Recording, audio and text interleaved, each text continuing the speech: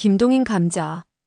싸움, 간통, 살인, 도적, 구걸, 징역 이 세상의 모든 비극과 활극의 근원지인 칠성문박. 빈민굴로 오기 전까지는 복녀의 부처는 산홍공상의 제2위에 드는 농민이었었다. 복녀는 원래 가난은 하나마 정직한 농가에서 규칙 있게 자라난 처녀였었다. 이전 선비 위험한 규율은 농민으로 떨어지자부터 없어졌다 하나 그러나 어딘지는 모르지만 딴 농민보다는 좀 똑똑하고 엄한 가율이 그의 집에 그냥 남아 있었다. 그 가운데서 자라난 복녀는 물론 다른 집 처녀들과 같이 여름에는 벌거벗고 개울에서 몇 감고 바짓바람으로 동리를 돌아다니는 것을 예사로 알기는 알았지만 그러나 그의 마음속에는 막연하나마 도덕이라는 것에 대한 저품을 가지고 있었다. 그는 15살 나는 해에 동리 호라비에게 80원에 팔려서 시집이라는 것을 갔다.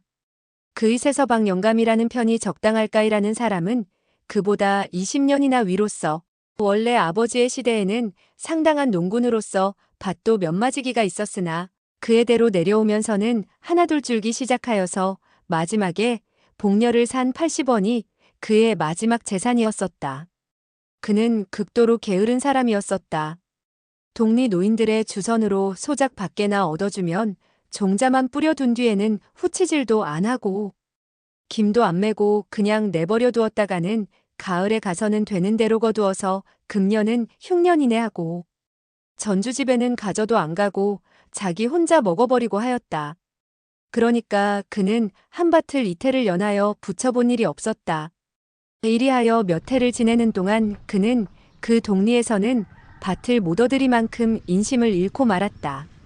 복녀가 시집을 간 뒤 한 3, 4년은 장인의 덕택으로 이렁저렁 지나갔으나 이전 선비의 꼬리인 장인은 차차 사위를 밉게 보기 시작하였다.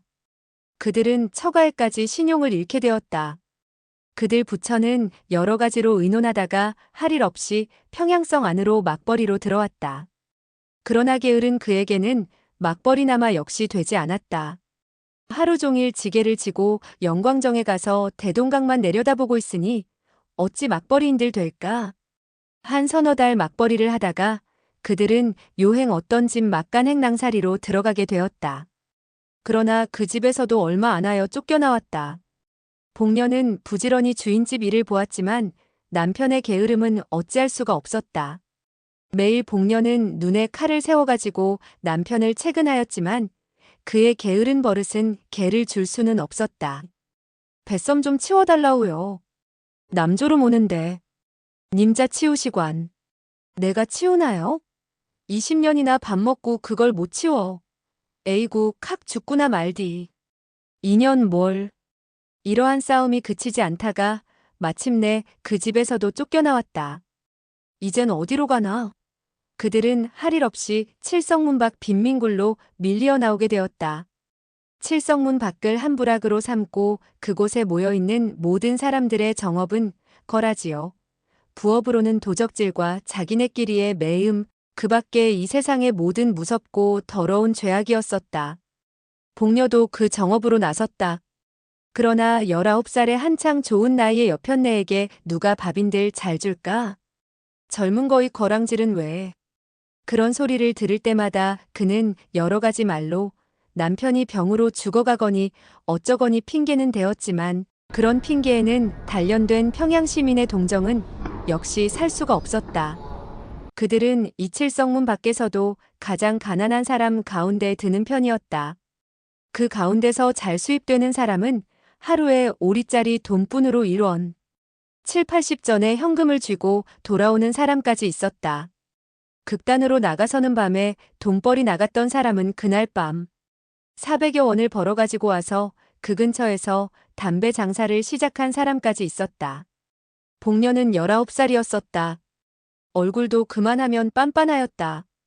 그 동리 여인들의 보통 하는 일을 본받아서 그도 돈벌이 좀 잘하는 사람의 집에라도 간간 찾아가면 매일 5, 60전은 벌 수가 있었지만 선비의 집안에서 자라난 그는 그런 일은 할 수가 없었다.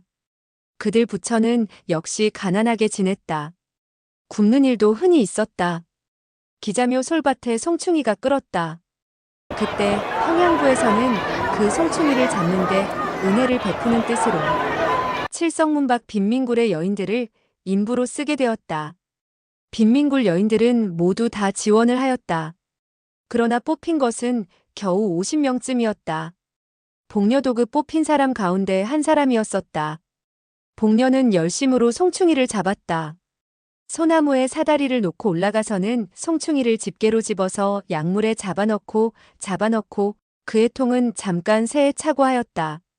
하루에 32전씩의 공전이 그의 손에 들어왔다. 그러나 대엿새 하는 동안에 그는 이상한 현상을 하나 발견하였다.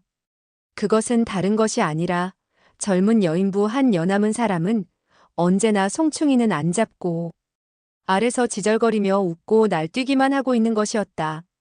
뿐만 아니라 그 놀고 있는 인부의 공전은 일하는 사람의 공전보다 8전이나 더 많이 내어주는 것이다. 감독은 한 사람뿐이지만 감독도 그들의 놀고 있는 것을 묵인할 뿐 아니라 때때로는 자기까지 섞여서 놀고 있었다. 어떤 날 송충이를 잡다가 점심때가 되어서 나무에서 내려와서 점심을 먹고 다시 올라가려 할 때에 감독이 그를 찾았다. 복내, 얘 복내. 왜 그럽니까? 그는 약통과 집게를 놓은 뒤에 돌아섰다. 좀 오너라. 그는 말없이 감독 앞에 갔다. 예, 너 음대 뒤 좀 가보디 않겠니? 뭘 하래요? 글쎄 가야. 가디요 형님. 그는 돌아서면서 인부들 모여있는 대로 고함쳤다. 형님도 값세다 가래. 싫다 얘. 둘이서 재미나게 가는데 내가 무슨 맛에 가갔니? 복녀는 얼굴이 새빨갛게 되면서 감독에게로 돌아섰다. 가보자. 감독은 저편으로 갔다.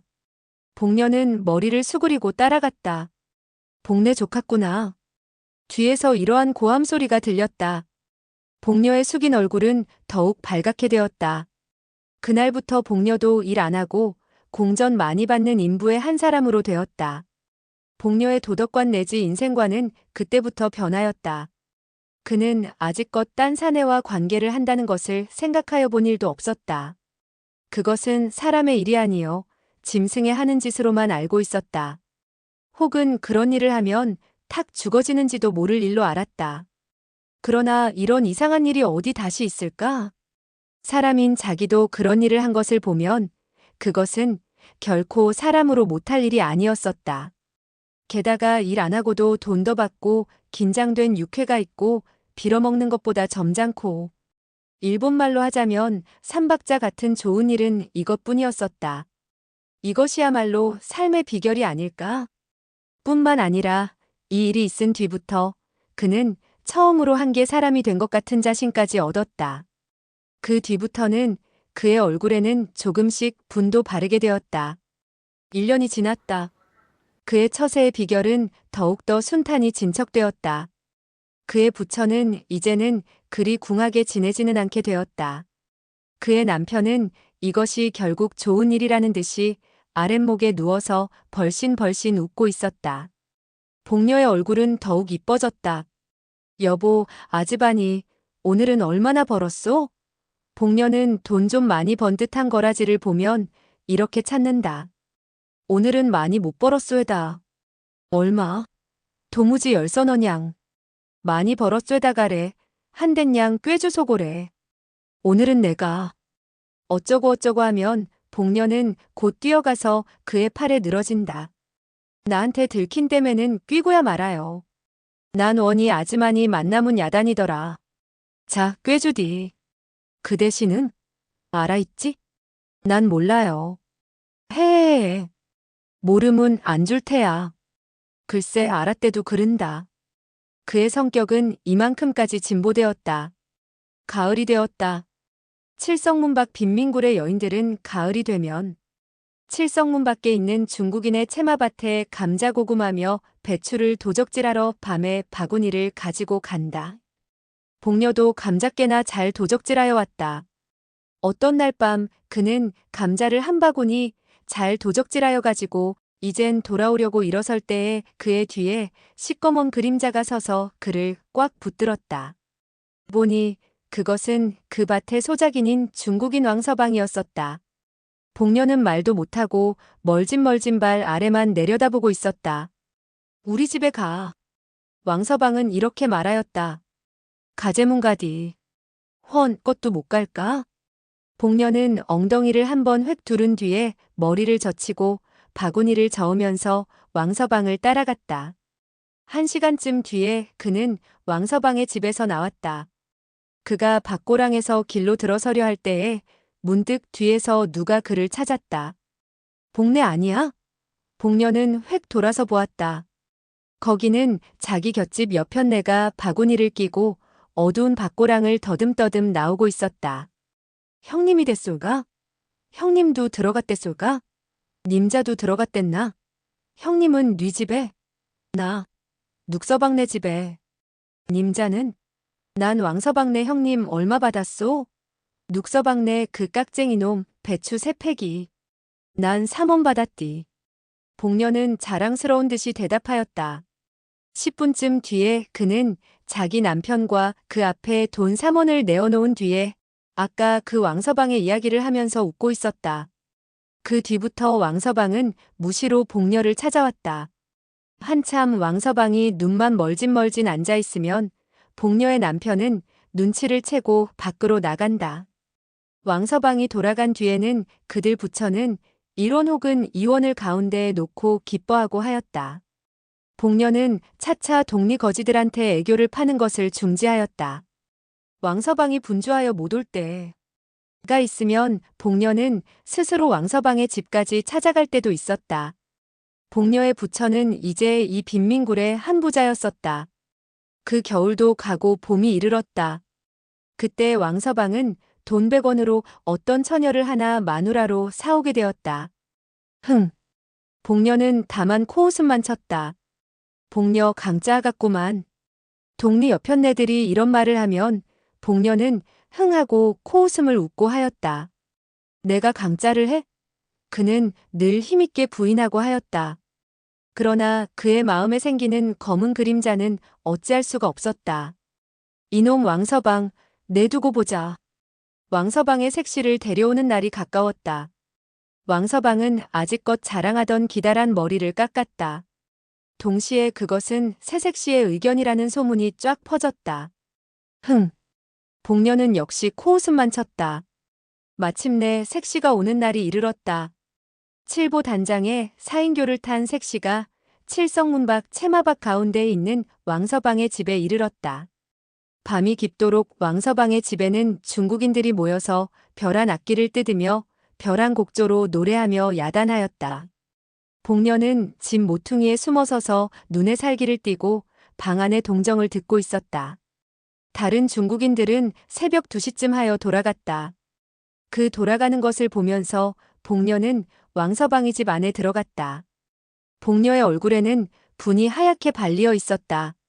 신랑 신부는 놀라서 그를 쳐다보았다. 그것을 무서운 눈으로 흘겨보면서 그는 왕서방에게 가서 팔을 잡고 늘어졌다. 그의 입에서는 이상한 웃음이 흘렀다. 자, 우리 집으로 가요. 왕서방은 아무 말도 못하였다. 눈만 정처 없이 두룩두룩하였다. 복녀는 다시 한번 왕서방을 흔들었다. 자, 어서. 우리 오늘 밤 일이 있어 못 가. 일은 밤중에 무슨 일. 그래도 우리 일이. 복녀의 입에 아직껏 떠돌던 이상한 웃음은 문득 없어졌다. 이까짓 것. 그는 발을 들어서 치장한 신부의 머리를 찼다. 자, 가자오 가자오. 왕서방은 와들와들 떨었다. 왕서방은 복녀의 손을 뿌리쳤다. 복녀는 쓰러졌다. 그러나 곧 다시 일어섰다. 그가 다시 일어설 때는 그의 손에는 얼른얼른하는 낫이 한 자루 들리어 있었다. 이 되놈, 죽어라, 죽어라, 이놈, 나 때렸디. 이놈아, 아이고 사람 죽이누나. 그는 목을 놓고 쳐울면서 낫을 휘둘렀다. 칠성문 밖 외딴 밭 가운데 홀로 서 있는 왕서방의 집에서는 일장의 활극이 일어났다. 그러나 그 활극도 곧 잠잠하게 되었다. 복녀의 손에 들리어 있던 낫은 어느덧 왕서방의 손으로 넘어가고 복녀는 목으로 피를 쏟으면서 그 자리에 고꾸라져 있었다. 복녀의 송장은 사흘이 지나도록 무덤으로 못 갔다. 왕서방은 몇 번을 복녀의 남편을 찾아갔다. 복녀의 남편도 때때로 왕서방을 찾아갔다. 둘의 새에는 무슨 교섭하는 일이 있었다. 사흘이 지났다.